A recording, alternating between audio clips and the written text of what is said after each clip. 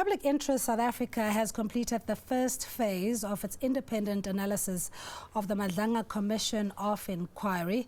It's assessing whether evidence presented publicly discloses institutional risk, governance failure or vulnerability that may compromise the integrity of the criminal justice system. To discuss this further, I'm joined by Public Interest SA Chairperson Tebogo Kas.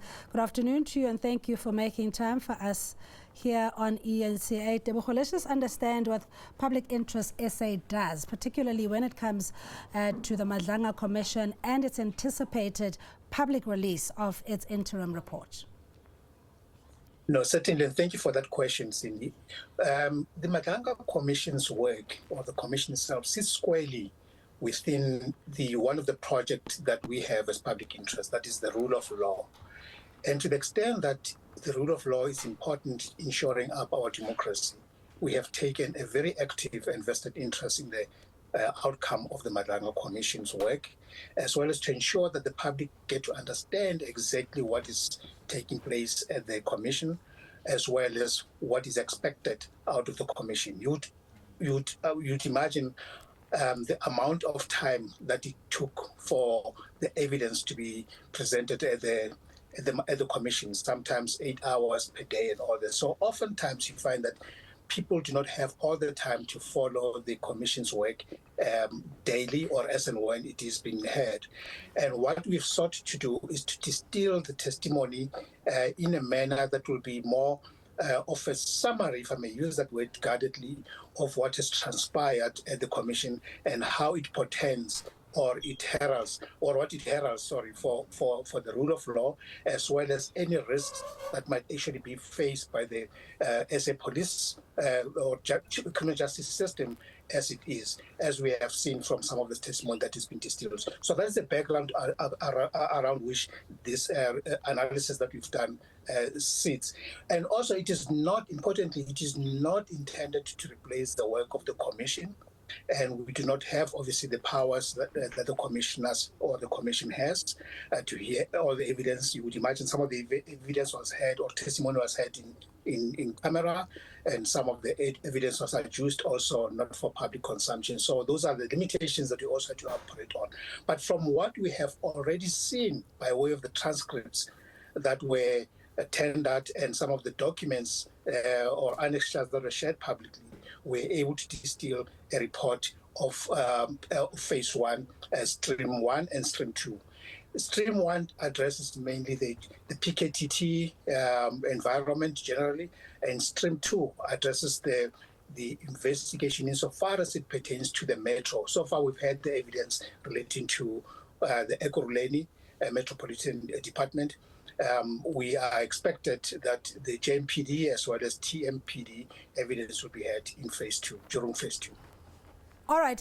So in the public interest, Tebogo, is there information that would be deemed not suitable for public consumption because of its sensitivity, while we do have a right to know, particularly when it comes to government institutions? Absolutely. You would recall yesterday's testimony by Lieutenant General Dumsani Khumalo in Parliament, whereupon he made it clear that some of the information cannot be shared publicly because it might actually jeopardize live investigations, as well as also expose the methods and methodologies that the crime intelligence or the police operate under. So certainly there is information that rightly would not be in the public interest for that to be shared publicly, and that much we must appreciate and accept. And also, more importantly, we also have evidence that was also heard at the Madlanga Commission with witnesses that was held in camera.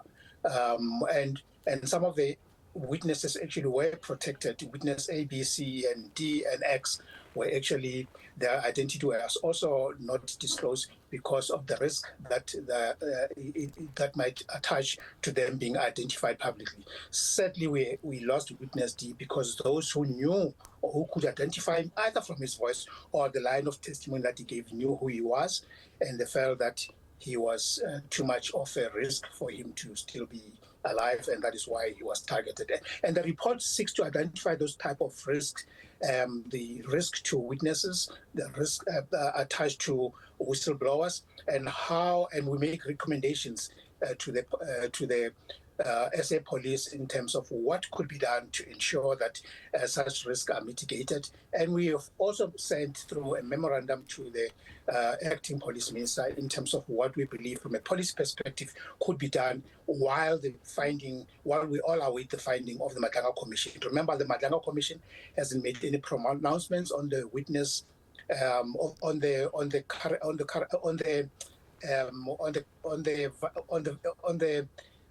integrity of the witnesses, and that we still expect that to make, and also to make assessments or findings of fact in regards to the testimony and the evidence that has been shared with them. So we stop short of also doing that because we're not even empowered, or we're not competent body to actually do that. But what we're seeking to do is to identify, we've come up with a risk framework that we've shared with SA Police, where we identify where the risk may sit insofar as current and future investigations, and we make recommendations. Like, for example, we do know for a fact that certain senior police officers have been implicated through testimony, sworn testimony at the commission, and we are imploring on the SA Police to ensure that